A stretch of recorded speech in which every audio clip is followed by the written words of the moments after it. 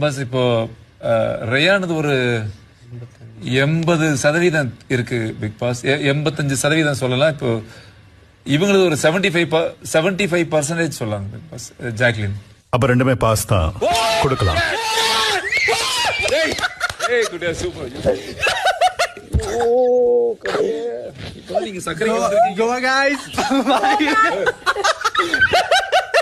Jacqueline